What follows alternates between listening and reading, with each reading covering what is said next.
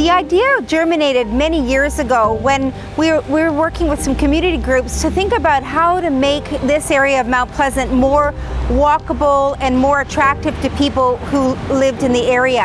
Building waste is sort of one of the main sources of waste in the Lower Mainland. Upcycle Vancouver, which is a project of the Vancouver Economic Commission, searched for funding to help instigate upcycling initiatives.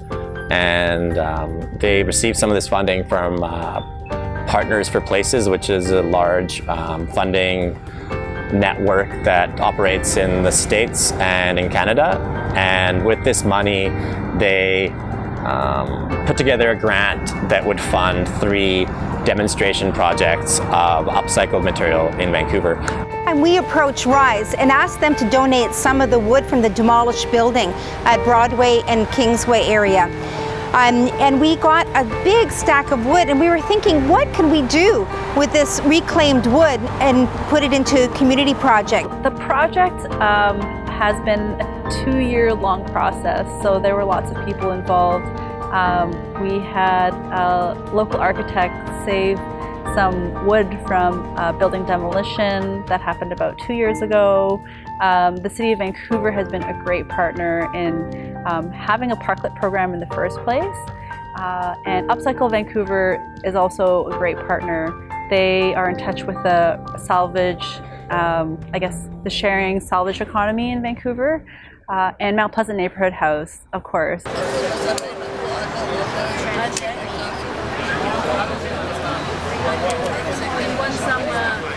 Neighborhood houses are place-making entities. We create opportunities for communities to come together, and this parklet is an extension of the work that we do.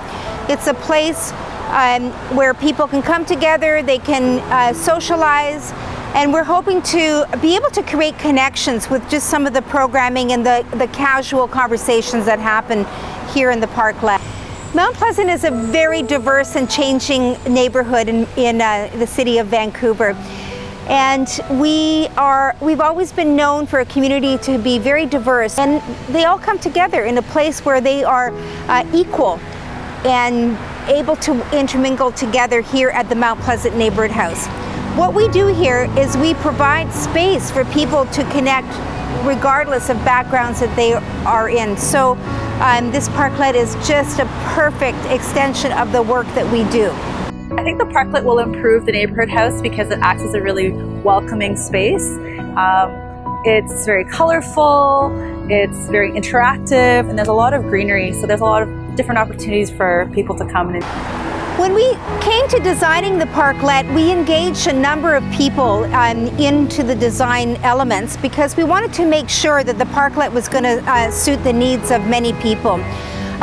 For instance, we work with seniors, and it's very important for seniors who have mobility issues to be able to access the parklet.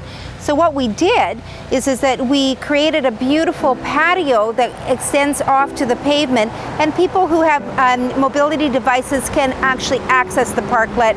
On the other hand, we made sure that we created opportunities for children to be able to access the parklet too. So what we see is a beautiful blackboard that children can play with, they can draw on, they can create messages.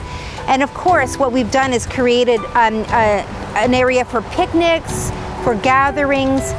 And the main thing too is that we were really thinking about our Indigenous populations, and we wanted to make sure that the plantings in the parklet and around the parklet really reflected the native plants of the area, so that we would be able to use that as a way to do some storytelling or some learning about the use of the Indigenous plants as well.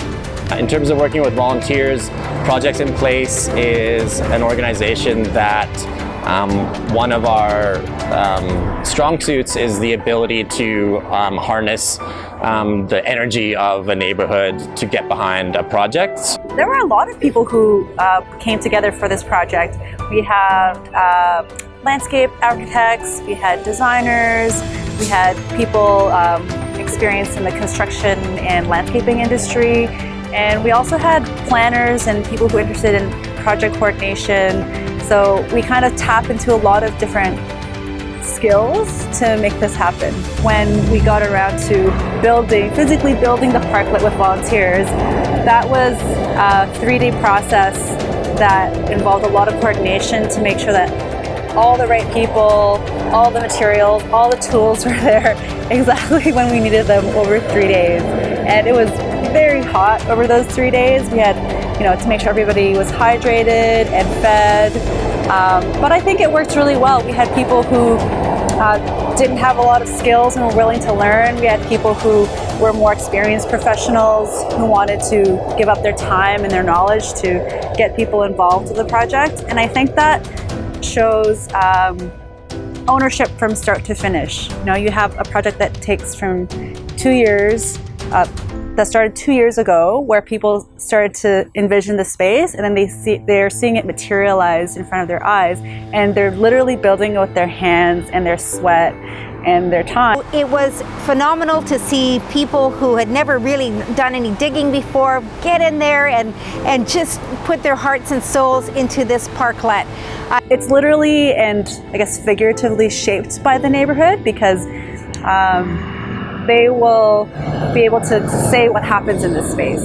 Design was based on giving people an opportunity to sit and sort of take a load off in different ways. And you'll see benches facing each other, you'll see benches of different heights, you'll see benches in different orientation based on the sun, so that it invites people to use the space in different times of day and in different ways in different groups of people.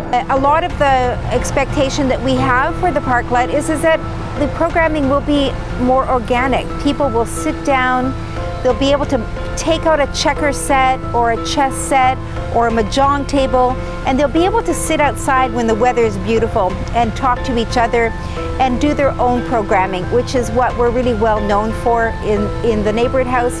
We help people to find the things that they love to do, and we provide supports for them to do that. As the city grows sort of more and more dense, and there's more and more people vying to use public space, we need to find ways to make public space better, to work more efficiently and to serve more people. So in this case, instead of having 2 parking spots that are only being used by 2 cars, we've been able to improve the space and have it serve many more people and be much more flexible, so much less single purpose. Community involvement is very important in building public space in Vancouver, because Vancouver is such a rapidly changing city, and it helps to differentiate neighborhoods from one another. You can identify Mount Pleasant from downtown or from Canby or from West Point Grey because of the community stamp on the public spaces, and seeing the community out in the public spaces also helps with vibrancy. The parklets, which are built on parking spots, are on public land, and they are meant for everybody to use. So what's really important about ours is that as a nonprofit, it makes it much more accessible for people to know that they can come at any time to use the parklet, to be able to enjoy it. We are so proud to have so many great collaborators come together and make this public place for the community.